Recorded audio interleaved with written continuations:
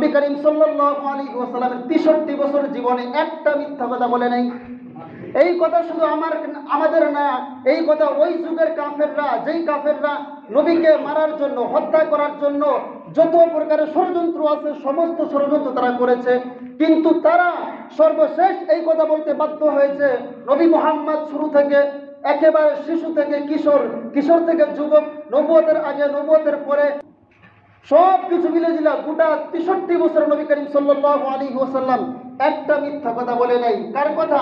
কাফেরদের কথা। এই জন্য আমাদের মধ্যে দেখবে মিথ্যা আর ছয়লাভ। আমরা মিথ্যা কিভাবে চর্চা করি? আমাদের যাওয়ার কথা, কেউ জিজ্ঞাসা করে বোধেশ্বর আসো, আমরা বলি আমি এখন বোধেশ্বর আছি, অথচ আমরা চান্দুরি। এরকম মিথ্যা চর্চা করি না? শুধু তাই না, অনেক রকমের মিথ্যা চর্চা করি। অথচ মিথ্যা কথা বললে মানুষ মুনাফিক হয়ে যায়। বলবেন হুজুর একটা দুটো মিথ্যা কথা বলে মানুষ মুনাফিক হয় নাকি? আমি বলবো অবশ্যই একটা দুটো কথা বলে মিথ্যা, একটা দুটো কথা কেউ যদি মিথ্যা বলে তাহলে সে মুনাফিক হয়ে যায়। এখন প্রশ্ন আসতে পারে হুজুর মুনাফিক হলে সমস্যা কোথায়? মুনাফিক হলে সমস্যা কোথায়? আমি উল্টা প্রশ্ন করি, মুনাফিক হলে সমস্যা কোথায়? আপনি বলেন পৃথিবীর মধ্যে সবচেয়ে বড় কাফের কারা? নমরুদ, ফিরাউন, উতবা, সাইবা, আবু জাহেল, ওয়ালিদ ইবনে মুগীরা, এরাই তো কাফেরদের সর্বশ্রেষ্ঠ বাপদাদা, ঠিক কিনা? এরা সবচেয়ে কাফেরদের সর্বশ্রেষ্ঠ বাপদাদা। এদের থেকেও নিকৃষ্ট হলো মুনাফিক। আল্লাহ বলেন ইন্নাল মুনাফিকিনা ফি দারকিল আসফালি মিনান নার। কাফেররা থাকবে জাহান্নামের উপরের তলায়, আর মুনাফিক থাকবে জাহান্নামের নিচের তলায়।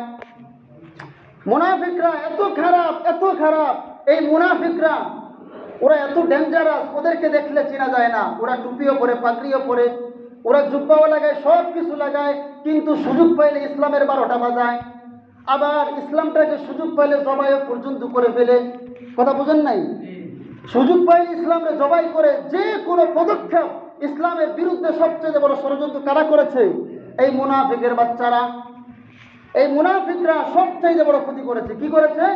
মুনাফিকরা সবচেয়ে বড় ক্ষতি করেছে। এই জন্য আপনি এই কথা দ্বারা বুঝলেন কাফের ভালো না মুনাফিক ভালো? কাফের ভালো। কি ভালো? কারণ কাফেরের মাধ্যমে কোনো ইসলামের ক্ষতি হয় নাই।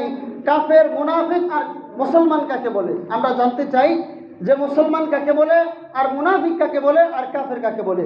কাফের বলা হয় আল্লাহর কুরআন, আল্লাহর বিধান, নবী রাসূল সব কিছুকে অস্বীকার করে, এক কথা প্রকাশ্যে অস্বীকার করে যে আমি আল্লাহকে বিশ্বাস করি না, রসুলকে বিশ্বাস করি না, এই দুনিয়াকে বিশ্বাস করি না, এগুলো প্রাকৃতিক বিষয়, এগুলো এমনি এমনি হয়েছে, এমনি এমনি ধ্বংস হয়ে যাবে। তা কার বক্তব্য? কাফেরদের বক্তব্য। আর মুসলমান কারা? যারা আল্লাহ আল্লাহ রসুলের বিধানকে বিশ্বাস করে তারা হলো মুমিন।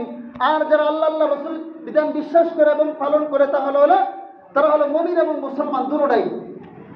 যারা বিশ্বাস করে তারা হলো মুমিন, একদিন হলেও তারা জান্নাতে যাবে। সমস্ত পাপ মোচন করে, জাহান্নামের সহ্য করে, এরপর একদিন হলে জান্নাতে যাবে। কিন্তু মুমিন মুসলমান তারা আল্লাহ আল্লাহ রসুলের বিধান বিশ্বাস করে, সব বিশ্বাস করে, ওই অনুযায়ী জীবন যাপন করে, তারা হলো মুমিন এবং মুসলমান। সুবহানাল্লাহ। আর মুনাফিক কাকে বলে? মুনাফিকরা আল্লাহর বিধানকে সসম্মানে বিশ্বাস করে না, সমাজের মানুষকে ধোঁকা দেওয়ার জন্য বলে আমরা মুসলমান।